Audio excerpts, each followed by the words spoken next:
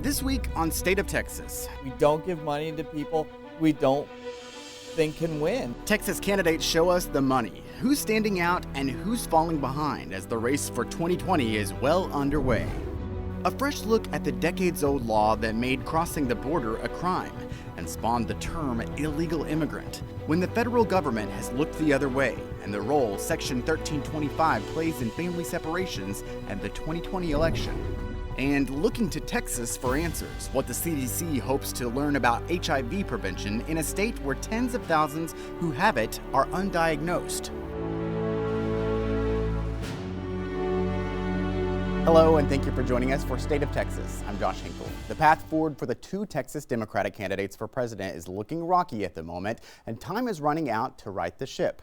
Former San Antonio Mayor Julian Castro and former El Paso Congressman Beto O'Rourke will both take the stage to debate in Detroit later this month, but there are real questions about whether both will make it to the Houston debate in September. O'Rourke looks to be putting his chips on the early voting state of Iowa. He's launching 11 field offices there with 44 paid staffers. It's an expensive move. His hopes are to win big there in January and then gather most of his home state's delegates when we vote here in Texas in March. But as Phil Prazen explains, political observers are now wondering if he'll make it that far. He's spending champagne on a beer budget. That's what O'Rourke's doing right now. He's got to figure a way to cut costs and also get more money. Second quarter fundraising documents filed with the Federal Election Commission show in the past 3 months, O'Rourke has spent more money than he's raised. So to stay alive, he needs to have another moment to win hearts and minds and money. He did that when he ran against Ted Cruz in Texas in 2018, with comments on kneeling for the national anthem. My short answer is no. I don't think it's disrespectful. But Brian Smith, professor at St. Edward's University, says it's more challenging now. It is hard to do because there's so many candidates out there, and it's going to be really hard for him to break out of the pack without shooting himself in the foot or seen as pandering too much. In the second quarter, O'Rourke raised $3.6 million, but spent $5.3 million. In total, he has $5.2 million left in the bank. Julian Castro, for his part, raised $2.8 million in the last 3 months, spent $2.3 million, and has $1.1 million left in his account. Yes, Castro had a breakout night last debate, but Smith says he's going to need another one to survive.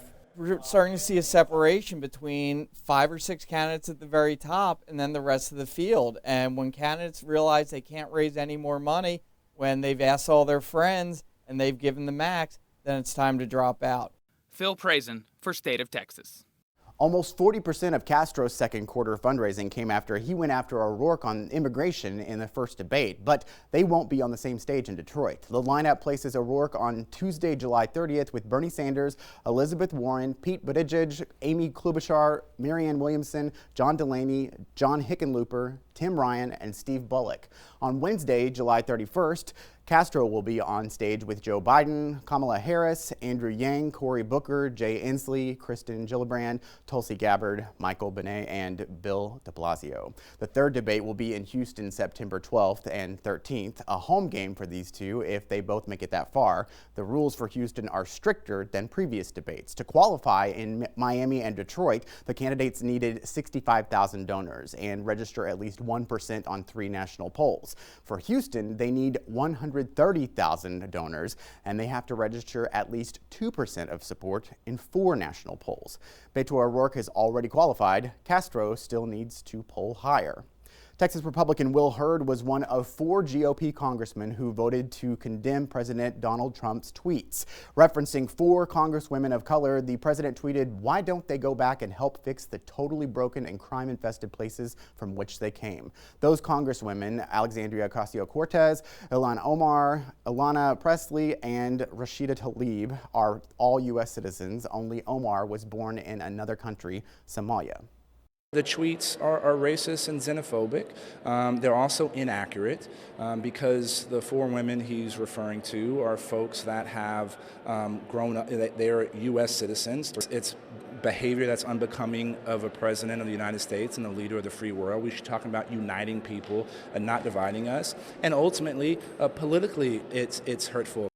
The president's tweets also drew criticism from 3 other GOP Texas congressmen. Congressman Chip Roy tweeted, "The president was wrong to say any American citizen, whether in Congress or not, has any home besides the U.S., but I just as strongly believe non-citizens who abuse our immigration laws should be sent home immediately, and reps who refuse to defend America should be sent home 11/2020." Congressman Pete Olson tweeted, "The tweet President Trump posted over the weekend about fellow members of Congress are not reflective of the values of the 1 million plus people in Texas 22. We are proud to be the most diverse congressional district in America. I urge our president immediately to disavow his comments."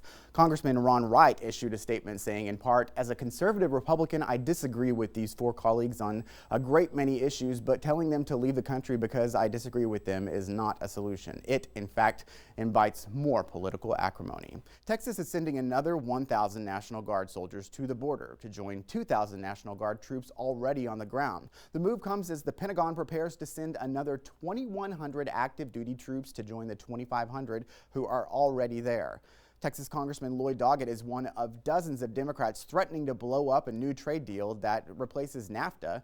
Doggett says one provision of the USMCA protects big drug companies against cheaper generic versions of their drugs and would limit lawmakers' power to lower prescription prices. It's all about limiting competition and protecting monopoly rights, and that's what causes these prices to go up so much. Democrats wrote a letter to U.S. Trade Representative Robert Lighthizer. They say if the provision stays in the USMCA, they'll vote to kill the deal. That puts the president in a pickle. Either get rid of the provision and risk having to renegotiate the deal, or keep it and risk it not passing in Congress. Texas Republican Senator John Cornyn says there's not a lot of time left to get Democrats on board. Because once it comes from the White House, then it's on a 90-day fast track, and it can't be amended by Congress. Governor Greg Abbott signed the Born Alive Act into law Thursday. This law defends the sanctity of life and creates civil and criminal penalties for infanticide in Texas. It provides a baby who survives an abortion the full protection of law in Texas. By law, most abortions occur before 20 weeks when a fetus still has a near 0% chance of surviving outside the womb.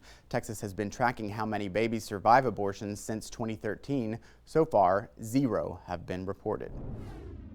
Coming up on State of Texas, Democrats going all in to try to turn Texas blue in 2020.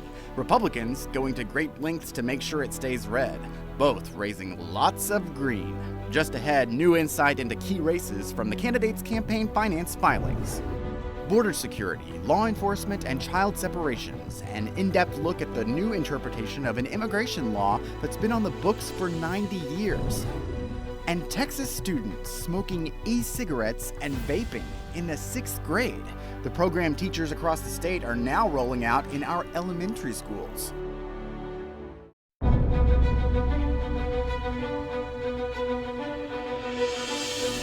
Texas Governor Greg Abbott is the most prolific fundraiser in Texas history. His campaign announced it raised $12.1 million in the 2 weeks after the legislative session. The governor and members of the legislature cannot raise campaign funds during the 140-day legislative session. Governor Abbott was open to fundraising on June 17th. His latest haul brings his cash on hand to more than $26 million, a ridiculously high amount since he's not up for re-election until 2022. Many Republicans look to Abbott's campaign infrastructure for support in the upcoming election cycle. Democrats are only 9 seats away from gaining the majority in the state's lower chamber before the legislature draws the political boundaries known as redistricting that determine the fate of many lawmakers over the next 10 years. Second quarter fundraising totals show the 2020 U.S. Senate race in Texas will likely be an expensive, high-profile, and competitive election. In the last 3 months, Republican incumbent Senator John Cornyn raised $2.5 million for his re-election campaign, bringing his total up to $9 million. The senator has built up a long list of supporters throughout his near 2 decades in the U.S. Senate, including a stint as the #2 in Republican leadership. Cornyn's campaign says more than 80% of the donors were from Texas, and the average donation was $167. His most prominent challenger, Democratic Round Rock veteran MJ Hagar, raised more than $1 million despite launching her campaign mid-quarter. She ran unsuccessfully in 2018 against incumbent Republican Congressman John Carter, where she raised $5 million for the entire race. Hagar's campaign says 60% of the money came from within Texas, and the average donation was $28. And there are 2 more late additions to the race. Houston Democratic City Council member Amanda Edwards announced July 18th. Dallas State Senator Royce West is expected to announce July 22nd. Last year's showdown between incumbent Senator Ted Cruz and former Congressman Beto O'Rourke was one of the most expensive U.S. races in history, with both candidates bringing in well over $100 million. Cruz edged out O'Rourke by less than 3 percentage points. New debate about a decades-old law. Using Section 1325 of that act, which criminalizes coming across the border, to incarcerate the parents and then separate them. Just ahead, the history, interpretations, and enforcement of Section 1325.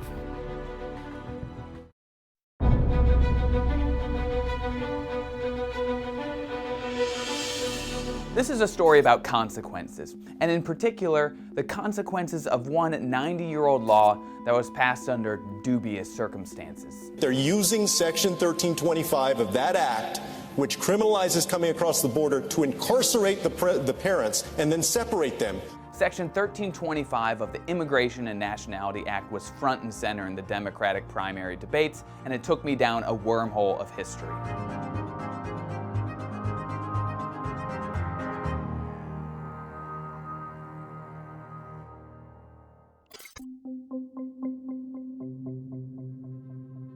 America's immigration system in the 1920s was much different. We had a quota system, only allowing so many people from particular countries at a time. Most ports of entry were on the coast because most of the people were coming from Europe and Asia. The countries in this hemisphere were exempt because southwestern states needed farm workers. That changed after the Mexican Revolution and the religious crackdowns that came after the Mexican Revolution. Now, those immigrants came to America when racism was on the rise, anti-immigrant fervor was at its height, in particular, anti-Catholic immigrant fervor was at its height.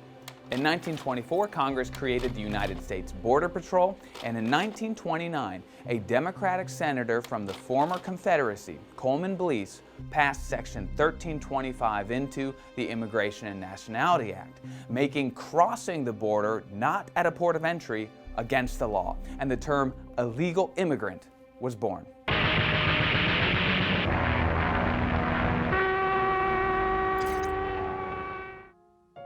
Around a decade later, we entered World War II, and we needed guns, planes, and tanks, and people to build them. And when that war ended, many Americans liked the influx of labor from the South. And so Congress created guest worker programs where people would come in, work, and then leave. After 9/11, the Bush administration created the Department of Homeland Security, and we began enforcing Section 1325 more and more through the Bush administration, and then even more than that in the Obama administration. At this time, violence in Mexico returned, and people began taking a more critical look at immigration and the crime associated with it. This is the ground. This is ground zero. This is the front lines, and this is where we are making our stand. The Trump administration announced that they would enforce the law every time. Now, the key to the outrage, the protests, the lawsuits was one word: arrested. When you're arrested, you can't take your kids to jail with you. 100 Austin attorneys are preparing to head to the border to offer legal services to families. They went from 500 kids here in April to almost 1,500 right now. This zero tolerance policy is cruel, it is immoral, and it breaks my heart. I don't care where you are on the spectrum as far as immigration is concerned. Separating children from their parents is not the way to go. So when the parents were arrested, the children went under the Office of Refugee Resettlement, And so a consequence of enforcing Section 1325 every time made family separation part of United States policy. So what would happen if we repealed Section 1325? Immigration attorney Karen Crawford told me not much would change at all, because deportation is not a criminal issue. It's a civil issue, so people could still get deported for being here illegally. There's still removal proceedings. Everybody who comes to the border would still be going through immigration inspection, would still be going through the proceedings, and either within the Border Patrol processes that they have, or referred into the immigration court. So all of that would stay the same. The idea to repeal this law came to a head in the Democratic primary debate, really thanks to former San Antonio Mayor and HUD Secretary Julian Castro. Getting rid of Section 1325 of the Immigration and Nationality Act, to go back to the way we used to treat this when somebody comes across the border, not to criminalize desperation. But let's look at the politics of this. Raise your hand if you think it should be a civil offense rather than a crime to cross the border without documentation. President Trump has used this to say that Democrats want open borders, and I asked Castro about that very thing earlier this year. Open borders is just a Republican talking point. Yes, but it could be a talking point that is effective. Border security in Texas is the #1 issue, and many people want crossing the border to be a crime. One of the things we see when we're trying to discuss solutions to immigration issues is people just shut down when they say, but it's illegal. Even if you're processed for the crime, you still have to deal with the civil side of this, and what are you going to do? And if you just shut the door and say, illegal, so we're not going to talk about it, you're not going to have any solutions. So we're going to talk about it. And many people will too when they weigh their choice for president and weigh the direction they want this country to go in. Texas health and PE teachers taking on a new role to try to prevent their students from experimenting with vaping and e-cigarettes. Why these new lesson plans are targeting children in elementary school.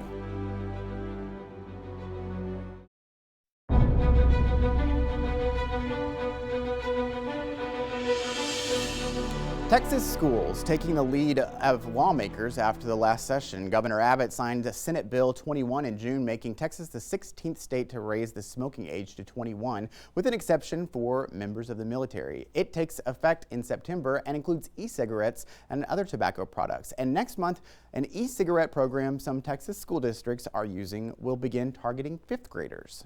I didn't realize the percentage of students that were actually using. Health and physical education teachers from across the state gathered in Austin last week looking for new ways to promote health and activity in the classroom. Starting with the 2019-2020 school year, the Catch My Breath program will no longer be limited to 6th to 12th grade.